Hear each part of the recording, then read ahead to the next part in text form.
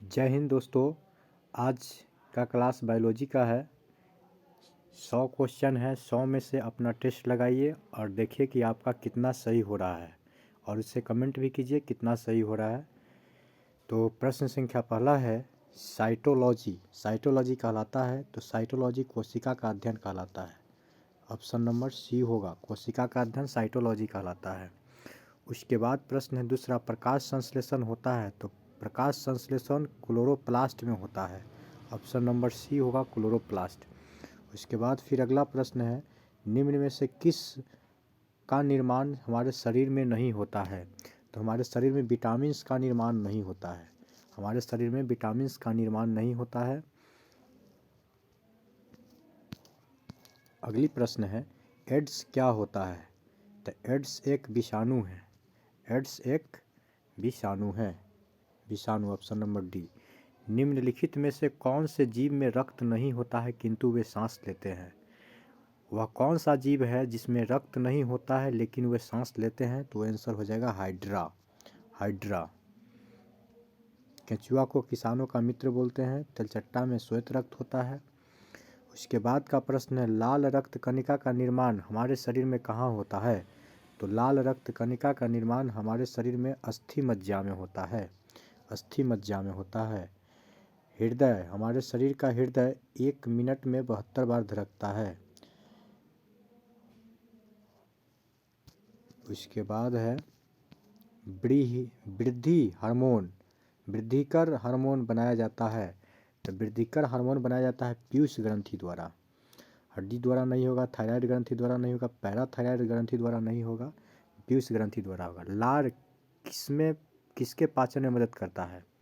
तो लार किसके पाचन में मदद करता है? तो वो होगा आपका स्टार्च के पाचन में मदद करता है।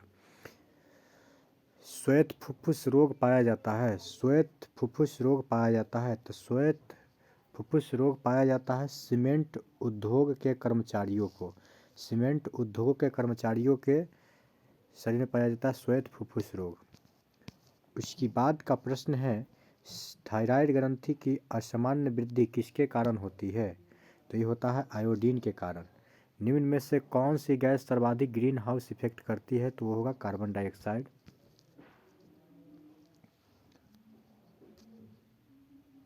उसके बाद का प्रश्न है, नदी में जल प्रदूषण के निर्धारण के लिए घुली हुई मात्रा मापी जाती है तो ऑक्सीजन से मापी जाती है। ऑक्सीजन का संकेत ओ होता है और इसका परमाणु संख्या 8 होता है। ओजोन O3 को बोलते हैं। नाइट्रोजन N, परमाणु संख्या 7। क्लोरीन की परमाणु संख्या 17 होता है। इस पर माइनस चार्ज होता है।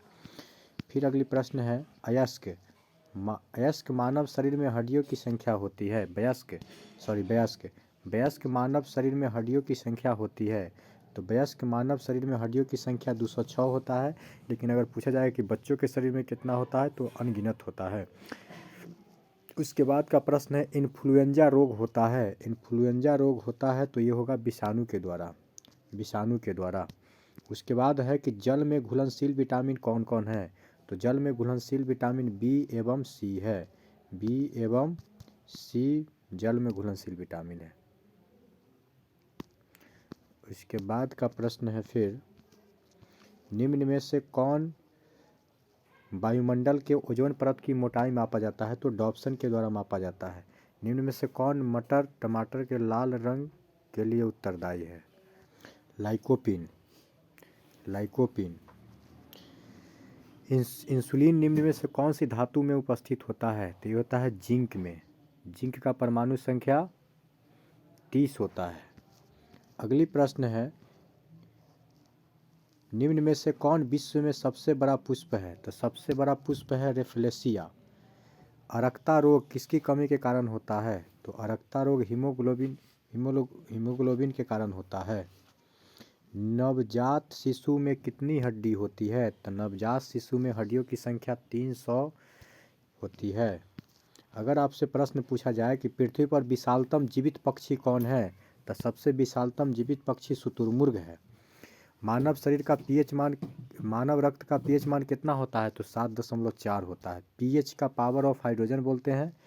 पीएच को पावर ऑफ हाइड्रोजन बोलते हैं। विटामिन सी का रासायनिक नाम क्या है? तो विटामिन सी का रासायनिक नाम एस्कॉर्बिक अम्ल है। विटामिन का खोज फंक ने किया था। अगली प्रश्न है, मानव शरीर के सबसे बड़ी अंतःस्रावी ग्रंथि कौन है? तो अंतःस्रावी ग्रंथि थायराइड ग्रंथि है। एडवर्ड जेनर ने निम्न में से किस रोग के से जुड़े हुए हैं? एडवर्ड जेनर किस रोग से जुड़े हुए हैं? तो वो है चेचक से।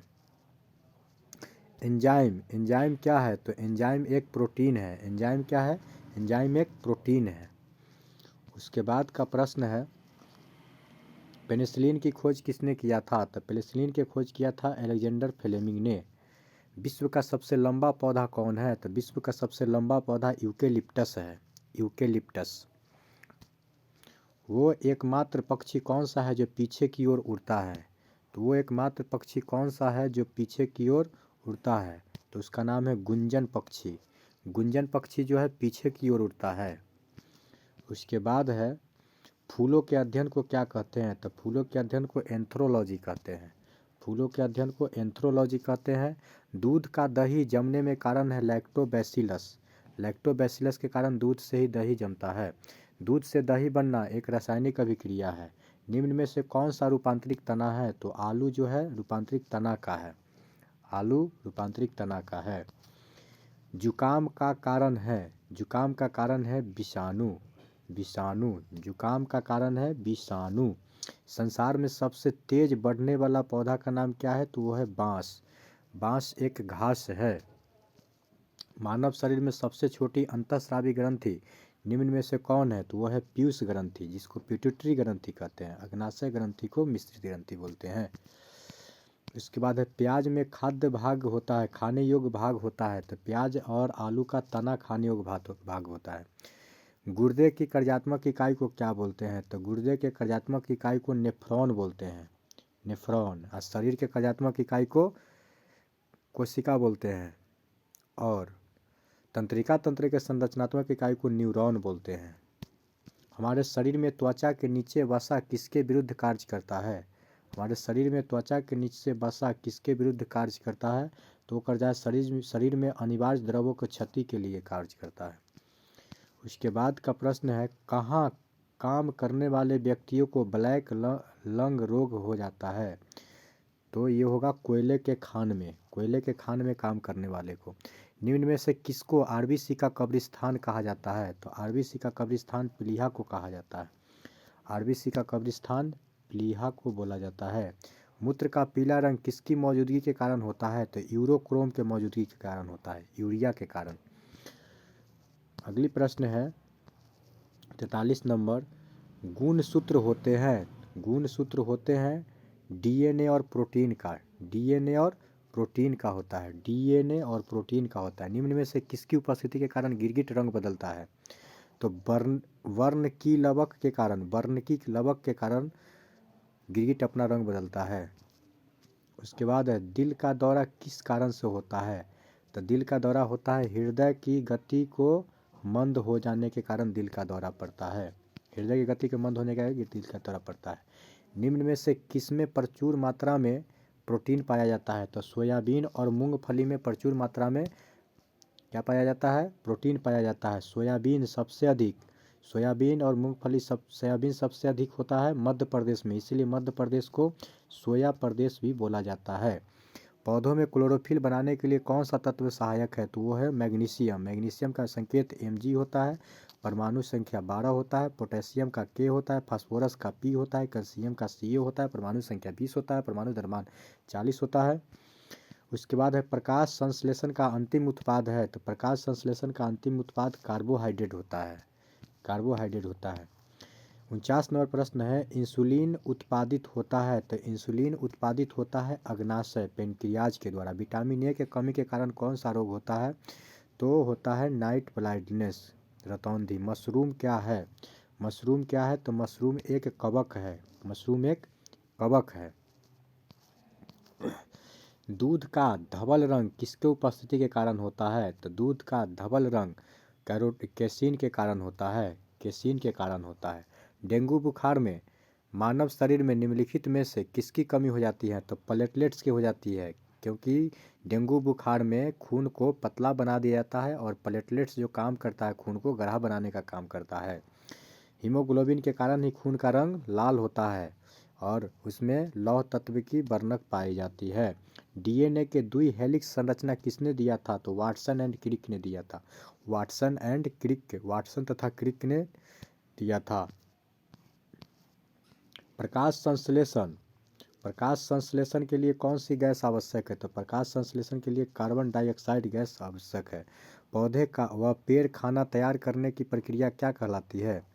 पौधे या पेड़ खाना तैयार करने की प्रक्रिया के फोटोसिंथेसिस या प्रकाश संश्लेषण कहते हैं। क्लोरोफिल हरित लवक में कौन सी धातु होता है? तो ये होता है क्लोरोफिल हरित लवक में होता है मैग्नीशियम। मैग्नीशियम का परमाणु संख्या 12 होता है। कोबाल्ट को CO होता है। जस्ता का Zn, लोहा का Fe होता है। लोहा का अयस्क हेमेटाइट अयस्क है। उसके बाद है अगली प्रश्न है, मनुष्य की खोपड़ी में कितनी हड्डियां होती है? तो मनुष्य के खोपड़ी में 8 हड्डियां होती है। पीत कहाँ जमा होता है? तो पीत जमा होता है पित्ताशय में। पीत कहाँ जमा होता है? पित्ताशय में। पीत स्रावित कहाँ से होता है? तो यकृत से। मानव शरीर में खून का शुद्धिकरण की प्रक्रिया क्या कहलाता है? तो ये कहलाता है डायलिसिस। खून की शुद्धिकरण की प्रक्रिया को डायलिसिस कहते हैं। WBC का मुख्य कार्य क्या है? तो WBC का मुख्य कार्य है रोग प्रतिरोधक। WBC का मुख्य कार्य है रोग प्रतिरोधक क्षमता को बढ़ाना। इसका जीवन काल 2 से 4 दिन होता है। 2 से 4 दिन होता है। और RBC का काम है ऑक्सीजन को ले जाना। RBC का काम है ऑक्सीजन को ले जाना, शुद्ध रक्त को ले जाना। रक्त में लाल रंग किसके उपस्थिति के कारण होता है? तो हीमोग्लोबिन के कारण होता है। और RBC का रंग लाल होता है। WBC का रंग श्वेत होता है। प्लाज्मा खून के 55% भाग प्लाज्मा होता है, जो एक गाढ़ा पीले चिपचिपे पदार्थ के जैसा होता है। निम्न में से कौन सी गैस ग्लोबल वार्मिंग के लिए उत्तरदायी है? तो ग्लोबल वार्मिंग के लिए उत्तरदायी है कार्बन डाइऑक्साइड और मीथेन गैस, CO2 और CH4। ऑक्सीजन का परमाणु संख्या 8 होता है। एसिड रेन तेजाब वर्षा पर्यावरण निम्न प्रदूषण के कारण होती है। एसिड रेन तेजाब वर्षा पर्यावरण के निम्न प्रदूषण के कारण होता है। तो ये होता है नाइट्रस ऑक्साइड एवं सल्फर डाइऑक्साइड के कारण। ग्रीन हाउस, अगला प्रश्न है, ग्रीन हाउस इफेक्ट का अर्थ होता है वायुमंडल में ग्रीन हाउस गैसों के कारण तापमान का बढ़ना। ऑप्शन नंबर ए होगा। ताजमहल दुष्प्रभावित हो रहा है। तो ताजमहल दुष्प्रभावित हो रहा है एसिड रेन के कारण। एसिड रेन के कारण ताजमहल का दुष्प्रभावित हो रहा है। ताजमहल को शाहजहां ने बनवाया था। निम्न में से किस प्रक्रिया में ऊर्जा मुक्त होती है? तो श्वसन में ऊर्जा मुक्त होती है। इंसुलिन का आविष्कार किसने किया था? FG बेटिंग ने किया था। FG बेटिंग ने इंसुलिन का आविष्कार किया था। मानव हृदय में कक्षकों की संख्या कितना होता है? तो वो होता है 4। मछली में 2 होता है। उसके बाद होता है सर्वग्राही कौन सा ब्लड ग्रुप है? तो AB जो है सर्वग्राही है और O जो है सर्वदाता है, सभी को दे सकता है, डोनर। मानव तंत्र में निम्नलिखित में से कौन सा एक पाचक एंजाइम है? तो गेस्ट्रीन जो है पाचक एंजाइम है।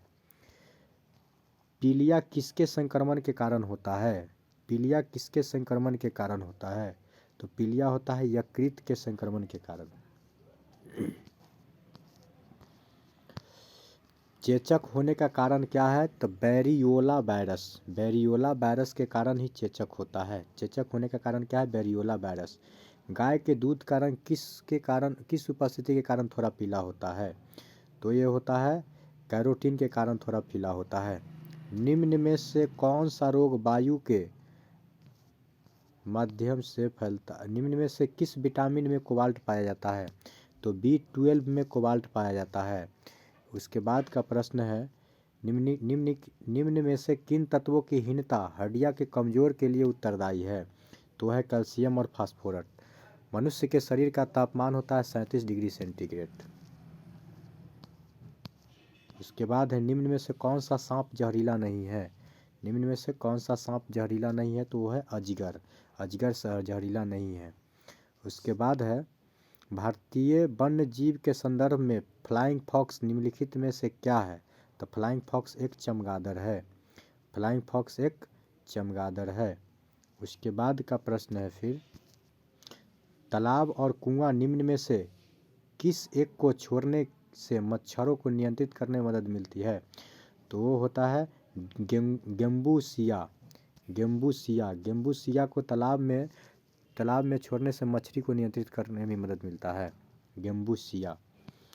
उसके बाद है कॉकरोच सांस लेता है वातक द्वारा, ट्रैकिया द्वारा। वातक को ट्रैकिया भी बोलते हैं।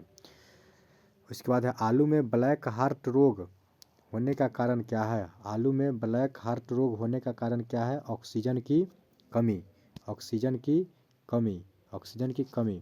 निम्न में से कौन कीट नहीं है? निम्न में से कौन है जो कीट नहीं है? तो वो है मकड़ी कीट नहीं है। बाकी बात सब तितली, तिलचट्टा, मचार ये सब कीट है। निम्न में से कौन सबसे अधिक ऊर्जा प्रदान करता है? तो सबसे अधिक ऊर्जा प्रदान करता है कार्बोहाइड्रेट ऊर्जा प्रदान करता है। विटामिन टूटी फूटी को ठीक करता है। HIV क्या है? तो HIV विषाणु रोग है। उसके बाद है डेंगू एक बुखार है जो उत्पन्न होता है और दूसरे के शरीर में पहुंचता है। वायरस तथा मादा एडिस मच्छर के द्वारा फैलता है। ऑप्शन नंबर ए होगा। उसके बाद का फिर प्रश्न है, अगली प्रश्न है, मछली के विशेष संरचना सांस लेने में मदद करती है। तो इसका होगा गिल्स के द्वारा ही मछली सांस लेता है। भूमिगत जल को प्रदूषित करता है। तो भूमिगत जल को प्रदूषित करता है आर्सेनिक करता है। निम्न में सबसे ज़्यादा वायु प्रदूषण होता है। तो सबसे ज़्यादा वायु प्रदूषण होता है कार्बन डाइऑक्साइड से। CO2 से सबसे अधिक प्रदूषण होता है। 91 नंबर प्रश्न है, कोशिका की आत्महत्या की थैली किसे कहा जाता है? तो कोशिका की आत्महत्या की थैली लाइसोसोम को कहा जाता है। गोल्जिकाय परिवहन का काम करता है। उसके बाद पौधों में वाष्पोत्सर्जन की क्रिया किसमें होती है? तो पौधों में वाष्पोत्सर्जन की क्रिया होता है पूरा पौधा में होता है। 93 नंबर है, पादप वृद्धि हार्मोन जिबरेलिन किससे निकाले जाते हैं? तो ये निकाले जाते हैं कवक के द्वारा। फिर अगली प्रश्न है, मानव शरीर में किस अंग में लसिका कोशिका बनती है? तो दीर्घ अस्थि में लसिका कोशिका बनती है। जेनेटिक्स निम्न में से किसका अध्ययन कहलाता है? जेनेटिक्स निम्न में से किसका अध्ययन है? तो जेनेटिक्स है आनुवंशिकता और विचरण का। 96 नंबर प्रश्न है, प्रकाश संश्लेषण में सूर्य के प्रकाश का कौन सा रंग सबसे ज़्यादा उपयुक्त किया जाता है? तो लाल रंग। प्राथमिक रंग लाल, हरा, नीला को बोला जाता है। उसके बाद का प्रश्न है, आहार में लवण का मुख्य उपयोग होता है भोजन के पाचन के लिए HCl पैदा करना। सेक्स हार्मोन स्रावित होता है। तो सेक्स हार्मोन स्रावित होता है एड्रीनल ग्रंथि के द्वारा। मानव त्वचा का रंग बदलता है। तो मानव त्वचा का रंग होता है मेलानिन के कारण। मेलानिन के कारण ही मानव का त्वचा का रंग उजला और गोरा होता है। उसके बाद है 100 नंबर प्रश्न और आखिरी प्रश्न है, इंसुलिन है। तो इंसुलिन एक एंजाइम है। जय हिंद दोस्तों, अगर आपको यह वीडियो अच्छा लगा है तो कमेंट और लाइक एवं शेयर भी कीजिए और कितना स्कोर आया है ये भी बताइए।